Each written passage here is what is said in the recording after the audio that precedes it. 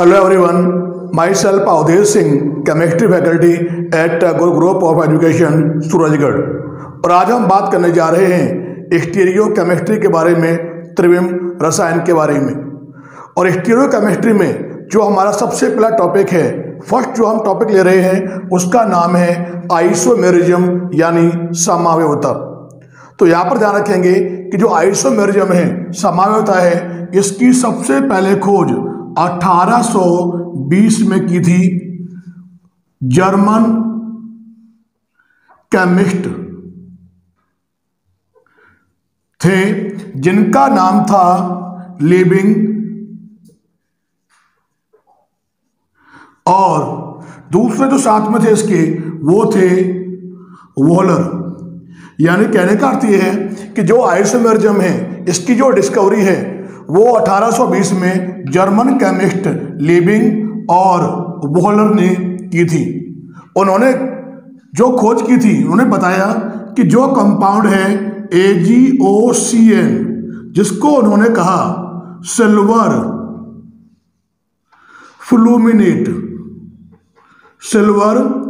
फ्लूमिनेट, और दूसरा कंपाउंड होता है सिल्वर साइनेट AgCNO, इसका नाम है सिल्वर साइनेट। जो ये दोनों कंपाउंड हैं, इन दोनों का जो एटॉमिक कंपोजिशन है, क्या बताया उन्होंने कि इन दोनों का जो एटॉमिक कंपोजिशन है यानी परमाणुवीय संगठन है, ये तो क्या होता है, सेम होता है, समान होता है। लेकिन इनकी जो प्रॉपर्टीज होती हैं, प्रॉपर्टीज यानी गुण, चाहे वो केमिकल हो चाहे वो फिजिकल हो, वो क्या होते हैं, वो होते हैं डिफरेंट।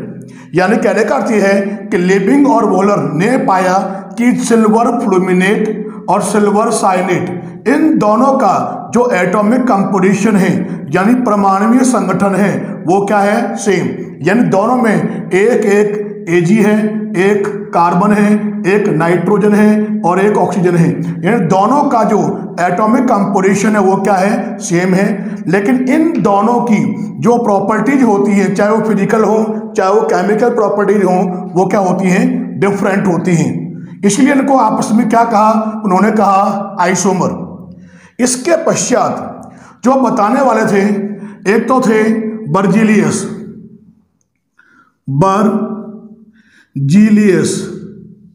और वोलर। इन दोनों ने पाया कि अमोनियम साइनेट यानी NH4CNO, नाम क्या है इसका, इसको हम कहते हैं अमोनियम साइनेट,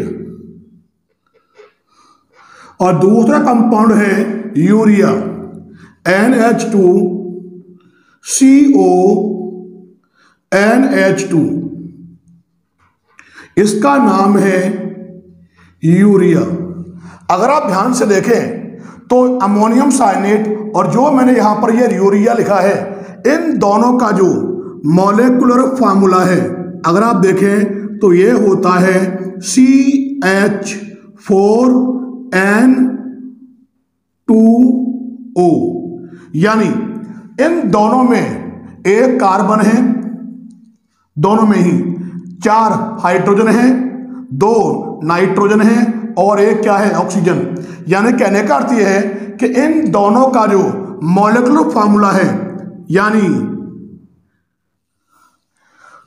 जो मॉलिक्यूलर फार्मूला है, यानी कहने का अर्थ ये हो गया कि जो एटॉमिक कंपोजिशन है दोनों का क्या है, सेम है। लेकिन इन दोनों की यानी अमोनियम साइनेट की और यूरिया की जो प्रॉपर्टीज होती हैं, केमिकल प्रॉपर्टीज और फिजिकल प्रॉपर्टीज, दोनों क्या होती हैं, डिफरेंट होती हैं। तो ये दोनों आपस में क्या है, बोथ आर आइसोमर।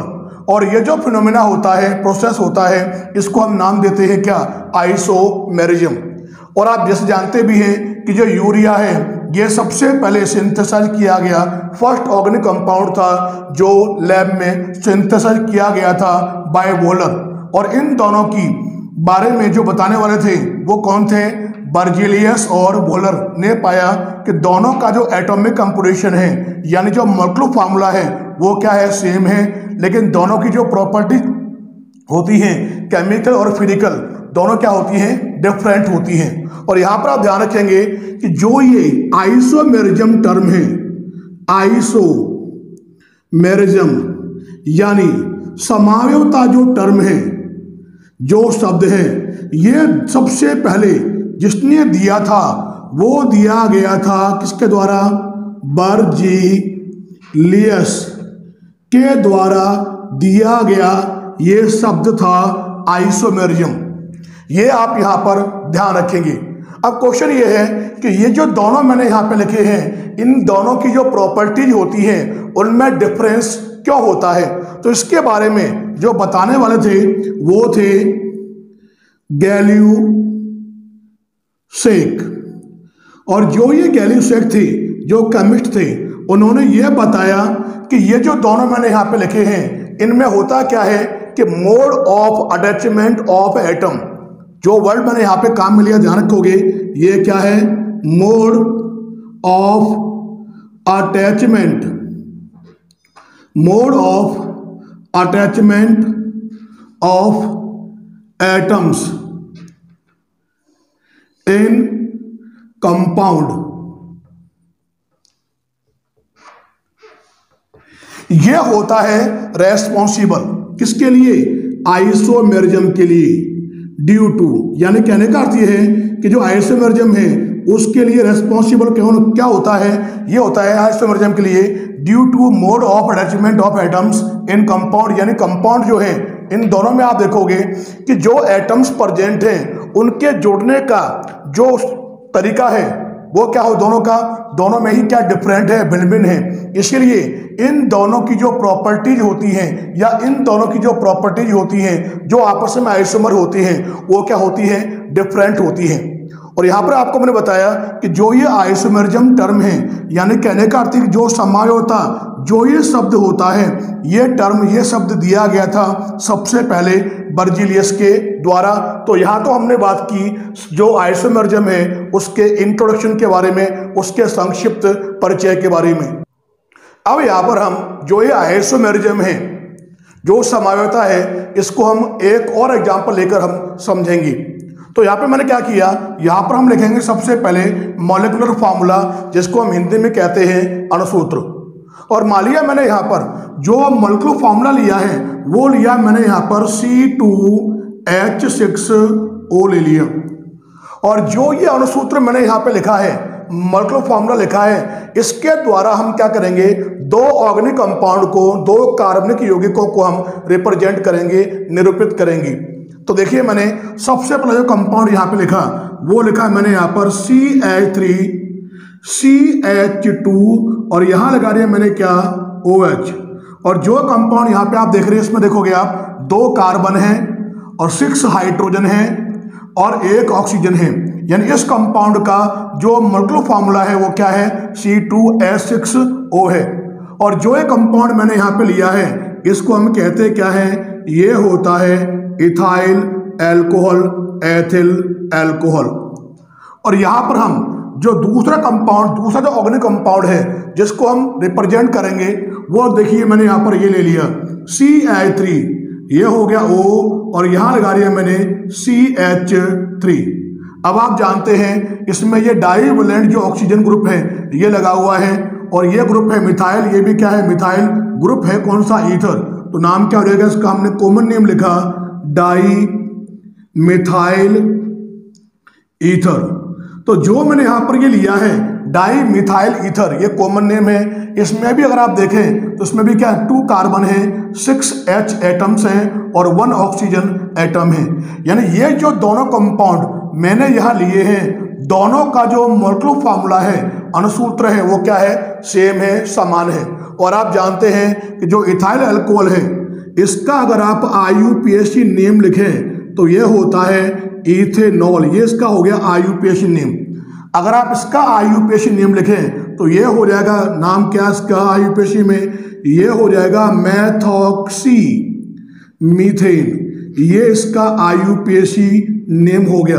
अब जरा ध्यान से आप देखिए कि दोनों का जो मॉलिक्यूलर फार्मूला है वो क्या है, सेम है। और यहाँ पे आप देख रहे हैं कि जो ये कंपाउंड है ये तो क्या है, ये तो है एल्कोहल।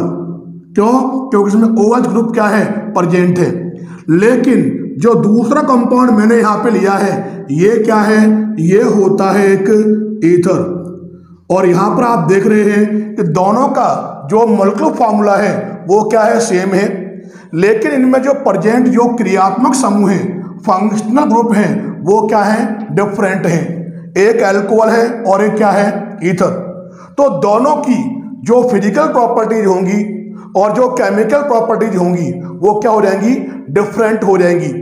तो जो ये दोनों कंपाउंड हैं ये दोनों आपस में क्या है, ये दोनों आपस में होते हैं आइसोमर, जिसको हम हिंदी में क्या बोलते हैं, इनको हम कहते हैं समावयव, समावयव या समावयवी। और जो ये फिनोमिना है, जो प्रोसेस है, उसको हम नाम देते क्या है, उसको हम नाम देते हैं आइसोमेरिज्म, जिसको हम हिंदी में कहते हैं समावयवता।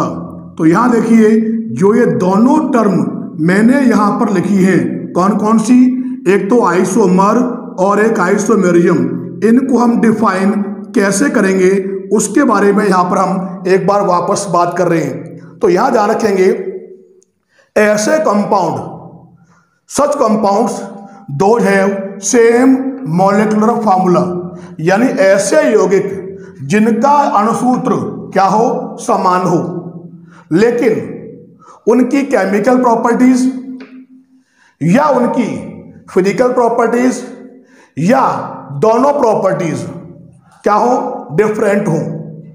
तो ऐसे कंपाउंड जो होते हैं वो तो आपस में कहलाएंगे क्या, आइसोमर यानी समावयव।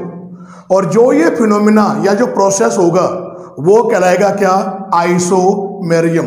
तो यहां देखिए मैंने क्या बताया, मैंने बताया आपको कि ऐसे कंपाउंड, ऐसे यौगिक जिनका जो मॉलिक्यूलर फार्मूला है, यानी कहने का अर्थ यह है कि जो अणुसूत्र है वो तो क्या हो, समान हो यानी सेम हो, लेकिन उनकी केमिकल प्रॉपर्टीज यानी रासायनिक गुण, केमिकल प्रॉपर्टीज या उनकी फिजिकल प्रॉपर्टीज यानी भौतिक गुण या फिर दोनों प्रॉपर्टीज, बोथ प्रॉपर्टीज, दोनों गुण, कौन से, भौतिक और रासायनिक गुण, ये क्या हो, ये भिन्न भिन्न हो, डिफरेंट हो, भिन्न भिन्न हो। तो ऐसे यौगिक जो होते हैं, वे यौगिक जो होंगे वो तो परस्पर आपस में क्या कहलाएंगे, वो तो आपस में होंगे कौन, आइसोमर, जिसको हम हिंदी में कहते क्या है, समावयव होंगी।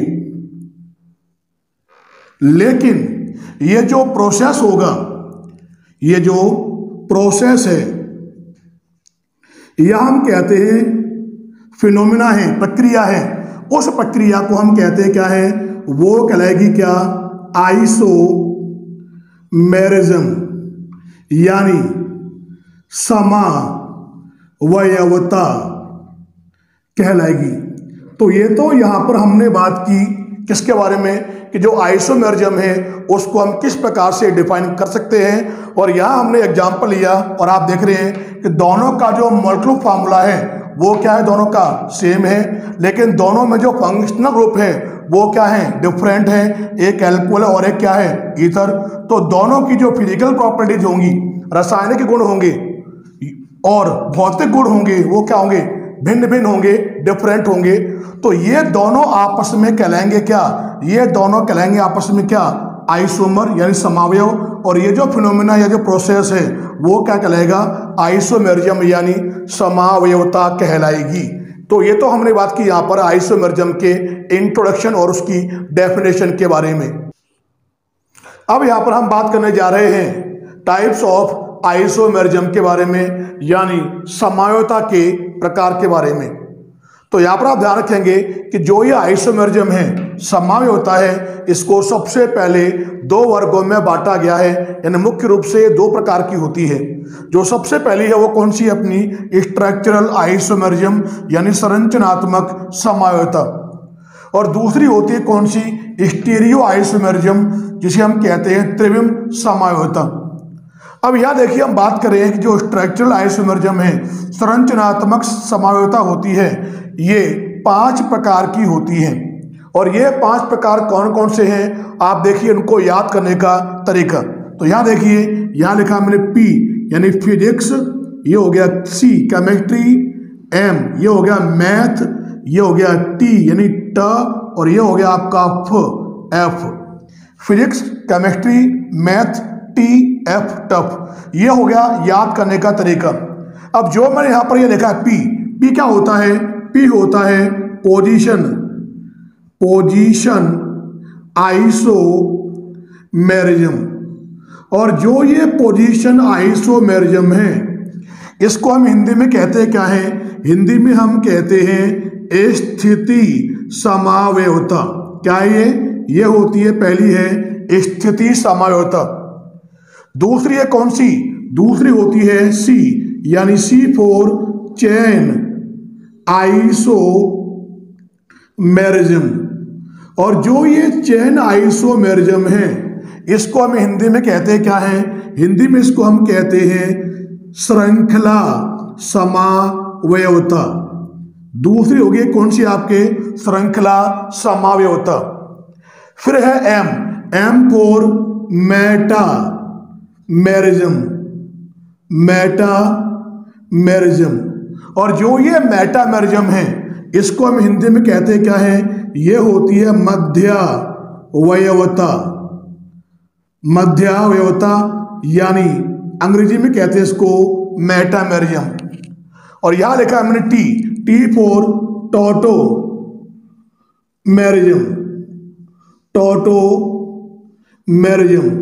और जो ये टोटोमेरिज्म है, इसको हम हिंदी में कहते हैं क्या है? ये कहलाता है चलावयवता। और जो ये चलावयवता है, ध्यान रखेंगे, इसको हम कहते हैं क्या? जनरली इसको हम कीटोइनोल आइसोमेरिज्म, कीटोइनोल समावयवता भी कहते हैं। और लास्ट है F फॉर फंक्शनल आइसोमेरिज्म। और जो ये फंक्शनल आइसोमेरिज्म है, इसको हम हिंदी में क्या बोलते हैं? ये कहलाता है क्रियात्मक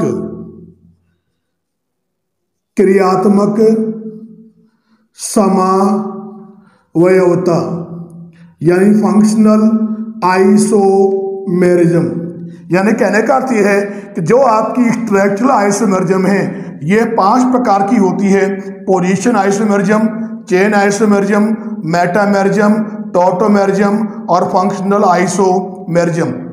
अब यहाँ पे हम बात कर रहे हैं स्टीरियो आइसोमेरिज्म के बारे में। तो यहाँ ध्यान रखेंगे कि जो ये स्टीरियो आइसोमेरिज्म है, इनको सबसे पहले क्लासिफाई किया गया है। ये 2 टाइप की होती है। एक तो होती है कॉन्फिगरेशनल आइसोमेरिज्म, जिसे हिंदी में कहते हैं विन्यासी समावयता। और दूसरे प्रकार की होती है कौन सी? कॉन्फॉर्मेशनल आइसोमेरिज्म, जिसको हिंदी में क्या बोलते हैं हम? संरूपण समावयता कहते हैं। इसके पश्चात जो विन्यासी समावयता है, जिसे हम कहते हैं कॉन्फिगरेशनल आइसोमेरिज्म, ये 2 प्रकार की होती है। फर्स्ट होती है कौन सी? जियोमेट्रिकल आइसोमेरिज्म, जिसे हिंदी में कहते हैं ज्यामितीय समावयता। और दूसरी होती है कौन सी? आपके प्रकाशिक समावयता, जिसे अंग्रेजी में कहते हैं ऑप्टिकल आइसोमेरिज्म। इन 2 प्रकार की होती है विन्यासी समावयता। पहली कौन सी? आपके जियोमेट्रिकल, और दूसरी कौन सी आपकी है? Optical isomerism. तो यहाँ तो हमने बात की किसके बारे में? टाइप्स ऑफ आइसोमेरिज्म के बारे में। अब यहाँ पर हम जो आइसोमेरिज्म के बारे में हमने बात की है, एक एक करके उनके बारे में हम बात करेंगे। तो सबसे पहला क्या आपका? आइसोमेरिज्म समावयता। इसकी जो डेफिनेशन है वो हम पहले पढ़ चुके हैं। क्या होते हैं कि वे यौगिक जिनका मॉलिक्यूलर फॉर्मूला अणुसूत्र समान हो, लेकिन भौतिक गुण या रासायनिक गुण या दोनों गुण क्या हो? डिफरेंट हो, वो होती है आइसोमेरिज्म और कंपाउंड कहलाते हैं आइसोमर। अब यहाँ पे हम बात करें पहले किसके बारे में, स्ट्रक्चरल आइसोमेरिज्म के बारे में बात करेंगे, संरचनात्मक समयोता के बारे में बात करेंगे कि आखिर इसको हम किस प्रकार से करेंगे डिफाइन। तो आपको नाम से पता लग रहा है आइसोमेरिज्म यानी वे यौगिक जिनके अणुसूत्र क्या हो, समान हो, यानी जो मॉलिक्यूलर फॉर्मूला है वो तो क्या हो, सेम हो, लेकिन जो स्ट्रक्चर है यानी जो संरचना है वो क्या हो, भिन्न भिन्न हो। क्या बताया कि वे यौगिक जिनके मॉलिक्यूलर फॉर्मूला अणुसूत्र क्या हो, समान हो, लेकिन उनकी जो संरचना है, स्ट्रक्चर है वो क्या हो, भिन्न भिन्न हो, डिफरेंट हो। तो ऐसे कंपाउंड आपस में होंगे स्ट्रक्चरल आइसोमर और इसको हम बोलेंगे आइसोमेरिज्म को स्ट्रक्चरल आइसोमेरिज्म। अब यहाँ पे हम बात कर रहे हैं सबसे पहले कि ये 5 क्लासेज में 5 टाइप की होती है। तो सबसे पहले हम ले रहे हैं कौन सी, यहाँ पर सबसे पहले हम ले रहे हैं कौन सी, स्थिति समयोता के बारे में। अब जो ये स्थिति समयोता है, पोजीशन आइसोमेरिज्म, होता क्या है, ऐसे यौगिक जिनके अणुसूत्र क्या हो, समान हो, आइसोमेरिज्म यानी अणुसूत्र समान, लेकिन उनमें उपस्थित, उनमें प्रेजेंट जो फंक्शनल ग्रुप है उसकी जो पोजीशन है, क्रियात्मक समूह की जो स्थिति है वो क्या हो, भिन्न भिन्न हो, वे यौगिक कहलाते हैं क्या, पोजीशन आइसोमर, और इसको हम कहते हैं पोजीशन आइसोमेरिज्म। आप एग्जांपल लें तो यहां देखिए मैंने क्या किया, ये लिया मैंने पहला कंपाउंड CH3 CH2 और ये लिखा मैंने यहां पर OH। अगर इसको आप नाम दें तो लॉन्ग चेन आपकी स्ट्रेट है, नंबरिंग यहां से होगी, इसका नाम तो होता है प्रोपेन 1 ऑल, नाम हो गया इसका प्रोपेन 1 ऑल। एक कंपाउंड देखिए मैंने यहां पर ये ले लिया CH3 CHOH और यहां लगा दिया CH3। इसको अगर आप ध्यान से देखें, इसका नाम देंगे, लॉन्ग चेन आपकी स्ट्रेट है तो इसका नाम हो जाएगा IUPAC में प्रोपेन 2 ऑल, यानी एक तो है आपका प्रोपेन 1 ऑल और एक है आपका प्रोपेन 2 ऑल। अगर आप यहां पर दोनों का ही मॉलिक्यूलर फार्मूला देखें यानी अणुसूत्र देखें तो आप देखेंगे कि इन दोनों में ही जो कार्बन है वो कितने हैं, 3 हैं। अगर आप यहां पे देखें हाइड्रोजन को तो आप देखोगे 3 2 5 2 7 और 1 8 और एक क्या है, ऑक्सीजन। यानी कहने का अर्थ यह है कि इन दोनों का जो अणुसूत्र है, मॉलिक्यूलर फार्मूला है वो है C3H8O, लेकिन इनमें प्रेजेंट जो क्रियात्मक समूह है, आप जानते हैं कि जो इनमें फंक्शनल ग्रुप प्रेजेंट है वो कौन है, OH। तो यहां देखोगे आप जो ये OH ग्रुप है ये तो यहां लगा हुआ कार्बन नंबर 1 पे, इसमें जो ये OH ग्रुप है क्रियात्मक समूह है वो लगा हुआ कार्बन नंबर 2 पर। तो हुआ क्या कि दोनों का जो अणुसूत्र है वो तो आप देखेंगे यहां पर क्या है, समान, लेकिन जो क्रियात्मक समूह की जो पोजीशन है वो क्या होगी, डिफरेंट। तो ये दोनों आपस में क्या कहलाएंगे, ये दोनों आपस में हो जाएंगे पोजीशन आइसोमर, इसको हम कहते हैं पोजिशनल आइसोमेरिज्म, स्थिति समयोता। ये हो गया आपका पहला आइसोमेरिज्म। दूसरा हम ले रहे हैं यहाँ पे कौन सा, चेन आइसोमेरिज्म, जिसे हम हिंदी में कहते हैं श्रृंखला समयोता। और जो यहाँ पर आप चेन आइसोमेरिज्म ले रहे हैं, अगर आप इसका एग्जाम्पल लें तो देखिए आप यहाँ पर जो चेन आइसोमेरिज्म है उसके एग्जाम्पल के लिए आपने क्या किया, आपने लिया मॉलिक्यूलर फार्मूला। उससे पहले हम बात करेंगे कि इसको आप डिफाइन कैसे करोगे। आइसोमेरिज्म है मतलब अणुसूत्र यानी मॉलिक्यूलर फार्मूला क्या होगा, सेम। आगे लिखा हुआ चेन यानी but the length of carbon chain, यानी कार्बन चेन की जो लंबाई है वो क्या होगी, डिफरेंट होगी, भिन्न भिन्न होगी। वे परस्पर कहलाएंगे चेन आइसोमर, इसको हम बोलेंगे चेन आइसोमेरिज्म। एग्जाम्पल लें तो देखिए मैंने यहाँ पे क्या किया, इसका हम ले रहे हैं यहाँ पर किसका एग्जाम्पल, चेन आइसोमेरिज्म का। तो मैंने यहाँ पर मॉलिक्यूलर फॉर्मूला ले लिया C4H10 ले लिया, ये हो गया इसका मॉलिक्यूलर फॉर्मूला। अब इसके अकॉर्डिंग अगर आप कंपाउंड देखें तो देखिए मैंने क्या किया, एक तो मैंने वो बनाया जिसमें सभी के सभी कार्बन जो है वो स्ट्रेट चेन में है और जो बाकी की वैलेंसी है वो आपने यहाँ पर पूरी कर ली किससे, हाइड्रोजन से। तो जो ये कंपाउंड यहाँ लिया है इसका नाम तो हो गया क्या, नॉर्मल ब्यूटेन एन ब्यूटेन। और आप देख रहे हैं इसमें स्ट्रेट चेन में कितने कार्बन हैं, 4 हैं। अब क्या किया मैंने, एक और बनाया, उसमें लॉन्ग चेन में क्या किया मैंने, 3 कार्बन ले लिए और एक कार्बन जो बचा है उसको मैंने यहाँ लगा दिया ब्रांचिंग के फॉर्म में। अब जो बाकी की वैलेंसी है वो यहाँ आप पूरी करेंगे किससे, हाइड्रोजन से पूरी कर लोगी। 3 3 6 3 9 और एक आगे यहाँ पर ये हो गया 10। तो आप देखोगे इसका नाम क्या, ये ग्रुप होता है आइसो, इसको हम कहते हैं क्या है, आइसोब्यूटेन। तो आप देख रहे हैं कि जो ये दोनों कंपाउंड मैंने यहां पर लिखे हैं कौन कौन से, एन ब्यूटेन और आइसोब्यूटेन, दोनों का ही मॉलिक्यूलर फार्मूला क्या है, C4H10, यानी दोनों में ही 4 कार्बन है और 10 हाइड्रोजन है।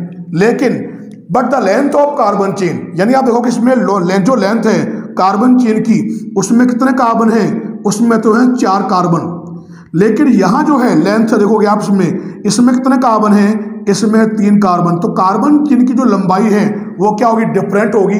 तो ये जो दोनों लिखे हैं कौन कौन, एन ब्यूटेन और आइसोब्यूटेन, ये दोनों आपस में क्या है, चेन आइसोमर है। और इस फिनोमेना को, प्रोसेस को हम क्या बोलते हैं, चेन आइसोमरिज्म कहते हैं। अब यहाँ पर हम बात करेंगे इसके बारे में, मेटामेरिज्म के बारे में, मध्यावयवता के बारे में। तो यहाँ ध्यान रखेंगे कि जो ये मेटामेरिज्म या जो मध्यावयवता है उसको वेद यौगिक दर्शाते हैं जिनमें डाईवैलेंट द्विसंयोजी क्रियात्मक समूह प्रेजेंट हो। जैसे मान लिया आपने सिंपल एग्जाम्पल लें, ये आपने मान लिया ले लिया कीटोनिक ग्रुप, इसकी यहाँ 2 वैलेंसी फ्री है। या ले लिया आपने यहाँ पे क्या, ईथर ले लिया, इसमें भी क्या यहाँ पर ये 2 वैलेंसी फ्री है।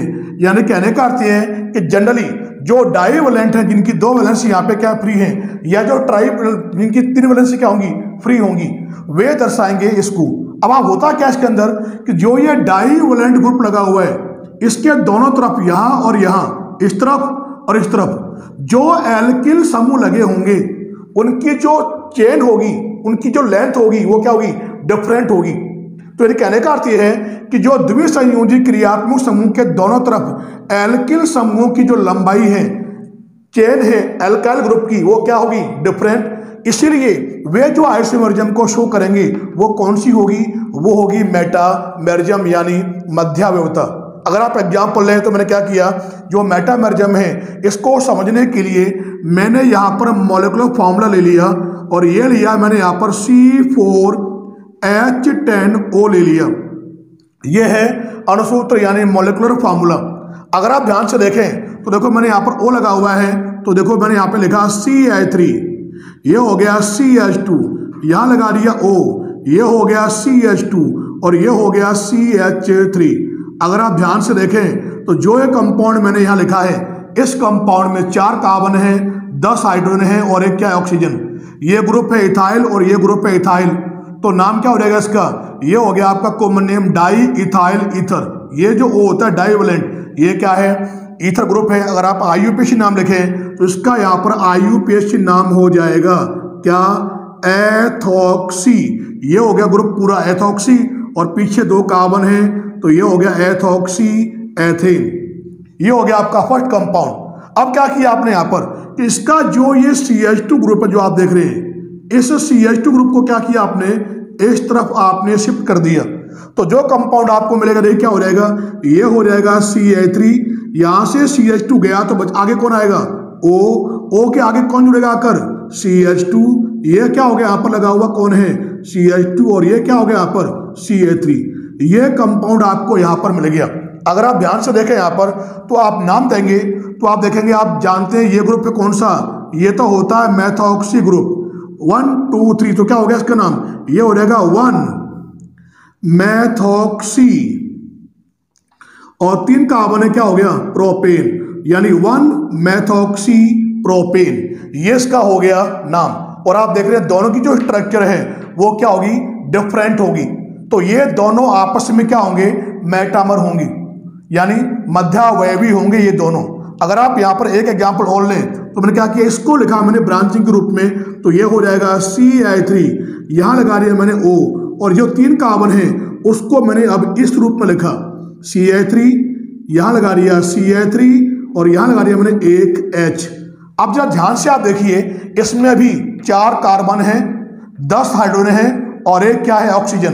और आप देखेंगे 3 3 6 3 और 1 10 पूरा हो गया। अगर इसको आप नाम देंगे IUPAC में तो ये ग्रुप तो हो गया आपका एल्कोक्सी ग्रुप, लॉन्ग चेन 1 2 3। तो इसका यहाँ पे नाम क्या हो जाएगा, ये हो जाएगा 2। ये ग्रुप लगा हुआ कौन सा है, इसका नाम होता है मेथॉक्सी। और लॉन्ग चेन में कितने कार्बन है, 3। तो बताइए नाम क्या हो जाएगा इसका, ये हो जाएगा 2 मेथॉक्सी प्रोपेन। और ये क्या था आपका 1, ये तो था आपका 1 2 3, तो नाम दिया था आपने 1 मेथॉक्सी प्रोपेन। ये हो गया आपका 2 मेथॉक्सी प्रोपेन। और ये आपका कौन है, एथॉक्सी एथिन। इन तीनों कंपाउंड का जो मॉलिक्यूलर फॉर्मूला है वो क्या है, सेम। तो ये तीनों के तीनों आपस में क्या है, मेटामर है, यानी मध्यावयवी है। और ये तीनों आपस में जिस आइसोमेरिज्म को शो कर रहे हैं वो कौन सी है, मेटामेरिज्म है, मध्यावयवता है। अब यहाँ पर हम बात कर रहे हैं टॉटोमेरिज्म यानी चलावयवता के बारे में। इसमें होता क्या है कि होगा क्या कि पाई इलेक्ट्रॉन तथा जो प्रोटॉन है यानी H+, इनका जो ट्रांसफर होगा, क्या होगा इनका ट्रांसफर यानी स्थानांतरण, वो होगा एक दूसरे के जस्ट अपोजिट होगा, एक दूसरे के विपरीत होगा। ये इनमें खास बात होगी जो मैंने आपको यहां बताई है। क्या बताया मैंने कि पाई इलेक्ट्रॉन और तथा प्रोटॉन का जो ट्रांसफर होगा, स्थानांतरण होगा, वो एक दूसरे के जस्ट अपोजिट होगा, एक दूसरे के जस्ट विपरीत होगा। तो यहां पर आपको 2 फॉर्म मिलेंगी, एक तो होगी इनोल फॉर्म और एक मिलेगी आपको कीटो फॉर्म। देखिए आप यहां पर मैंने ये लिखा, यहां पर CH3, ये हो गया C, यहां लगा दिया मैंने क्या OH, यहां लगा दिया मैंने डबल, ये कार्बन है, यहां लगा हुआ H है और यहां लगा हुआ है H।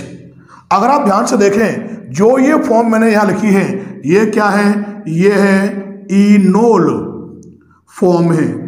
इसका नाम इनोल फॉर्म क्यों पड़ा, क्योंकि आप जानते हैं इसमें ये बना हुआ है इन प्लस ऑल सी। अब आप जानते हैं इन क्या होता है, इन मतलब डलवॉन्ड और ऑल मतलब OH, यानी जिस स्ट्रक्चर में डलवॉन्ड वाले कार्बन पर क्या लगा हो, OH ग्रुप लगा हुआ हो डलवॉन्ड वाले कार्बन पर, वो फॉर्म होती है इनोल फॉर्म। और कंपैरेटिवली ध्यान रखेंगे कि जो ये इनोल फॉर्म होती है ये कंपैरेटिवली क्या होती है, लेस स्टेबल होती है।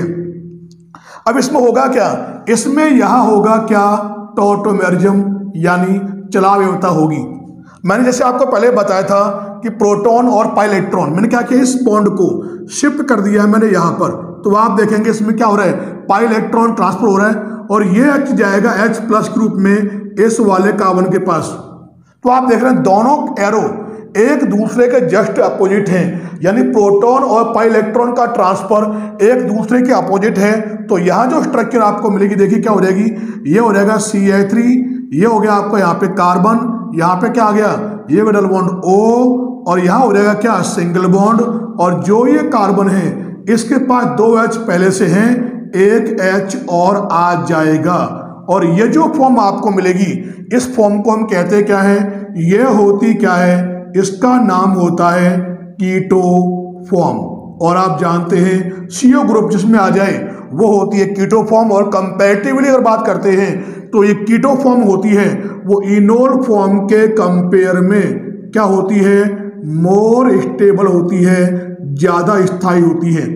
इस प्रकार की जो आइसोमेरिज्म होती है उसको हम कहते हैं टॉटोमेरिज्म, या नाम देते हैं कीटो इनोल आइसोमेरिज्म कहते हैं। तो ये तो बात की हमने यहाँ पे टॉटोमेरिज्म के बारे में।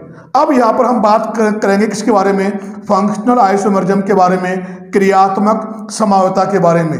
तो यहाँ देखिए आप जो क्रियात्मक समावयवता है इसको समझने के लिए हमने क्या किया, यहाँ सबसे पहले लिया मैंने मॉलिक्यूलर फार्मूला और यहाँ लिया मैंने क्या C2H6O ले लिया। और जो ये मॉलिक्यूलर फार्मूला है इसके अकॉर्डिंग आपने क्या किया, 2 डिफरेंट जो ऑर्गेनिक कंपाउंड हैं वो आपने बनाए, CH3CH2OH। इसका नाम तो आप जानते हैं क्या है, एथाइल एल्कोहल। दूसरा कंपाउंड मैंने यहां बनाया, देखो ये CH3OCH3, इसका नाम क्या होता है, ये है डाई मिथाइल ईथर। ये आपने यहां ले लिया डाई मिथाइल ईथर।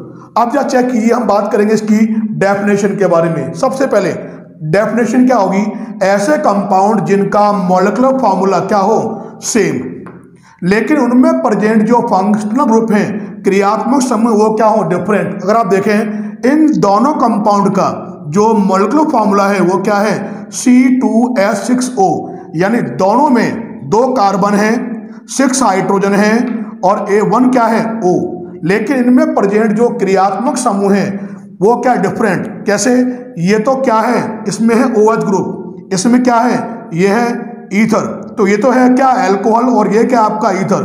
तो यहां देखोगे आप कि दोनों का मॉलिक्यूलर फॉर्मूला क्या है, सेम, लेकिन इनमें प्रेजेंट जो क्रियात्मक समूह हैं वो क्या है, डिफरेंट, अलग अलग हैं। तो इनके जो भौतिक और रासायनिक गुण होंगे, केमिकल और फिजिकल प्रॉपर्टीज होंगी, वो क्या हो जाएंगे, डिफरेंट। तो ये दोनों के दोनों ही आपस में क्या होंगे, फंक्शनल आइसोमर होंगे, और इस फिनोमिना को हम कहते क्या हैं, फंक्शनल आइसोमरिज्म यानी क्रियात्मक समझौता कहते हैं। तो यहाँ पर जो हमने बात की वो तो हमने बात की अब तक स्ट्रक्चरल आइसोमरिज्म के बारे में, जिनमें देखा आपने जो मॉलिक्यूलर फॉर्मूला था, अणुसूत्र था, वो तो क्या था, सेम, लेकिन जो स्ट्रक्चर थी, संरचना थी, वो सभी क्या थी, सभी में डिफरेंट थी। तो ये हो गया आपका स्ट्रक्चरल आइसोमरिज्म। अब तक हमने बात की संरचनात्मक समझौता के बारे में, स्ट्रक्चरल आइसोमरिज्म के बारे में। अब यहां पर हम बात करेंगे किसके बारे में, स्टीरियो आइसोमरिज्म के बारे में, त्रिविम समझौता के बारे में। तो यहां ध्यान रखेंगे कि जो स्टीरियो आइसोमरिज्म है, त्रिविम समझौता होती है, उसमें होता क्या है कि कंपाउंड्स हैविंग, यानी ऐसे यौगिक जिनमें आइडेंटिकल क्या हो, मॉलिक्यूलर और स्ट्रक्चरल फॉर्मूला हो, यानी संरचनात्मक सूत्र और उनका आणविक सूत्र क्या हो, सेम हो, समान हो। इसी प्रकार से उनमें जो आइडेंटिकल पोजीशन ऑफ बॉन्ड, यानी जो बॉन्ड की जो पोजीशन है वो भी क्या हो, आइडेंटिकल हो, यानी समान हो। लेकिन यहां ध्यान रखोगे, लेकिन उनमें जो प्रेजेंट है एटम्स मॉलिक्यूल में, उनका जो स्पार्टियल अरेंजमेंट है, स्पार्टियल अरेंजमेंट यानी मॉलिक्यूल में प्रेजेंट जो एटम है, परमाणु हैं, उनकी जो आकाशीय व्यवस्था होगी उनमें क्या होगा, चेंज होगा। तो ऐसे यौगिक जो होंगे, ऐसे यौगिक वे कहलाते हैं क्या, स्टीरियो आइसोमर कहलाते हैं, जिनको हिंदी में कहते हैं त्रिविम समावयवी। और ये जो फिनोमिना होता है, इस फिनोमिना को हम कहते हैं स्टीरियो आइसोमरिज्म, त्रिविम समझौता कहते हैं। यानी कहने का अर्थ है कि ये जो होंगे आपके स्टीरियो आइसोमरिज्म में जो कंपाउंड होंगे, उनमें होगा क्या, मॉलिक्यूलर और जो स्ट्रक्चरल फॉर्मूला है वो सेम होगा, और जो बॉन्ड की जो पोजीशन है वो भी क्या होगी, आइडेंटिकल होगी। लेकिन डिफरेंस केवल कहां पर होगा, मॉलिक्यूल में, यानी अणु में जो परमाणु प्रेजेंट हैं उनकी जो आकाशीय व्यवस्था होगी उनमें क्या होगा, अंतर होगा। तो ऐसे यौगिक जो होंगे वे कहलाते हैं स्टीरियो आइसोमर, और इस फिनोमिना को हम कहते हैं स्टीरियो आइसोमरिज्म। और यहां ध्यान रखेंगे कि जो स्टीरियो आइसोमरिज्म है, इसको हमने क्लासिफाई किया था 2 क्लासेस में, 2 तरह की होती है ये। पहली कौन सी है, पहली है आपकी कॉन्फिगरेशनल आइसोमरिज्म, विन्यासी समझौता, और दूसरी होती है कौन सी, कॉन्फॉर्मेशनल आइसोमरिज्म, संरूपण समझौता। और यहां ध्यान रखेंगे कि सामान्यतः इस प्रकार की जो समझौता होती है उनके द्वारा दर्शाई जाती है जिनमें कार्बन कार्बन के बीच में एकल बंध की उपस्थिति, एकल बॉन्ड है, सिंगल बॉन्ड की उपस्थिति है, इसके कारण इनमें होता है फ्री रोटेशन। और आप जानते हैं कि जो ये फ्री रोटेशन होता है इसको हम कहते हैं क्या हिंदी में, इसको हम कहते हैं मुक्त घूर्णन, फ्री रोटेशन। यानी कहने का अर्थ ये है कि जो संरूपण समझौता होती है ये उन यौगिकों के द्वारा, उन कंपाउंड के द्वारा शो की जाती है जिनमें कार्बन कार्बन के बीच में सिंगल बॉन्ड यानी एकल बंध की उपस्थिति के कारण क्या हो, मुक्त घूर्णन हो। और ऐसे जो समावयवी होंगे उनको हम कहते क्या है, संरूपण समावयवी कहते हैं, और इस फिनोमिना को हम कहते हैं संरूपण समझौता। क्योंकि ये समझौता मुक्त घूर्णन के कारण उत्पन्न होती है, इसलिए इस आइसोमरिज्म को हम क्या बोलते हैं, घूर्णन समावयवता, या हम अंग्रेजी में कहते हैं इसको रोटेशनल आइसोमरिज्म भी कहते हैं। किसको, संरूपण समावयवता को। और ध्यान रखेंगे कि इसके जो ये समावयवी होते हैं ये रूम टेम्परेचर पे, कमरे के ताप पर यानी नॉर्मल टेम्परेचर पे इंटर कन्वर्ट होते रहते हैं, क्योंकि इनको आपस में, इनके जो समावयवी हैं इनको आपस में इंटर कन्वर्ट होने के लिए लो एनर्जी रिक्वायर्ड होती है। क्या बताया मैंने कि ये जो होंगे इनके लिए, जो समावयवी हैं इनके लिए लो एनर्जी, कम ऊर्जा क्या होगी, रिक्वायर्ड होगी, आवश्यक होगी आपस में इंटर कन्वर्ट होने के लिए। और इसकी जो वैल्यू है वो लगभग होती है, इसके लिए जो रिक्वायर्ड एनर्जी है वो है 5 से 15 किलो जूल पर मोल। इतनी एनर्जी रिक्वायर्ड होती है इंटर कन्वर्ट होने के लिए, और ये रूम टेम्परेचर पे इजीली प्रोवाइड हो जाती है। तो इसके जो समावयवी होते हैं, संरूपण समावयवी, ये एक दूसरे में रूम टेम्परेचर पे इंटर कन्वर्ट होते रहते हैं। लेकिन दूसरी तरफ ये जो विन्यासी समावयवी होते हैं ये रूम टेम्परेचर पे इंटर कन्वर्ट नहीं होते, क्योंकि इनको इंटर कन्वर्ट होने के लिए, ध्यान रखेंगे, इनको इंटर कन्वर्ट होने के लिए हाई एनर्जी अधिक ऊर्जा क्या होगी, रिक्वायर्ड होगी, आवश्यक होगी। किनको, जो मैंने आपको यहां बताए हैं विन्यासी समावयवियों को आपस में इंटर कन्वर्ट होने के लिए, ध्यान रखेंगे इनके लिए क्या होगी, हाई एनर्जी रिक्वायर्ड होगी, जिसकी वैल्यू लगभग कितनी होती है, 100 किलो जूल पर मोल होती है।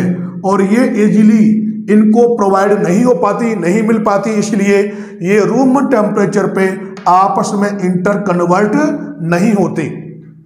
अब ध्यान रखेंगे कि जो ये विन्यासी समावयवता होती है, कॉन्फिगरेशनल आइसोमेरिज्म है, ये दो प्रकार की होती है, ज्योमेट्रिकल आइसोमेरिज्म और ऑप्टिकल आइसोमेरिज्म। तो यहां ध्यान रखेंगे कि ज्योमेट्रिकल आइसोमेरिज्म उन कंपाउंड के द्वारा शो की जाती है, उनके द्वारा दर्शाई जाती है जिनमें क्या हो, जिनमें होता है प्रतिबंधित घूर्णन। क्या होता है, उन यौगिकों के द्वारा ज्योमेट्रिकल आइसोमेरिज्म यानी ज्यामितीय समावयवता दर्शाई जाती है जिनमें क्या होता है, प्रतिबंधित घूर्णन, जिसको हम कहते क्या है, रेस्ट्रिक्टेड रोटेशन, जिनमें पाया जाएगा, जिन कंपाउंड में वे दर्शाते हैं ज्योमेट्रिकल आइसोमेरिज्म को। और यहां ध्यान रखेंगे जनरली जो प्रकाशिक समावयवता होती है ये उनके द्वारा दर्शाई जाती है जनरली जिनमें क्या हो, कायरल कार्बन, जिसे हम कहते हैं क्या है, किरेल कार्बन सामान्यतः क्या हो, उपस्थित हो। और आप जानते हैं कि जो कार्बन होता है, कार्बन वो होता है टेट्रावेलेंट, और जब किसी कार्बन की चारों वैलेंसी अलग अलग परमाणु या समूहों के द्वारा पूरी होती है, जैसे आप देख रहे हैं कार्बन है, यहां लगा हुआ है ए, ये बी, ये ई और ये डी, जब किसी कार्बन की चारों वैलेंसी डिफरेंट ग्रुप या एटम से पूरी होगी तो ऐसा कार्बन जो होगा उसको हम स्टार लगाकर दर्शाते हैं, और ऐसा कार्बन क्या कहलाता है, कायरल कार्बन कहलाता है। और ध्यान रखेंगे सामान्यतः वे यौगिक जिनमें ये कायरल कार्बन या किरेल कार्बन प्रेजेंट होता है वे प्रकाशिक समावयवता को दर्शाते हैं। तो आज के लेक्चर में हमने बात की यहाँ पर आइसोमेरिज्म के इंट्रोडक्शन के बारे में, उसकी डेफिनेशन के बारे में और टाइप्स ऑफ आइसोमेरिज्म के बारे में। अब हम बात करेंगे नेक्स्ट लेक्चर में जो ज्योमेट्रिकल आइसोमेरिज्म है, ज्यामितीय समावयवता है, उसके बारे में हम डिटेल में बात करेंगे। थैंक्स फॉर वॉचिंग, धन्यवाद।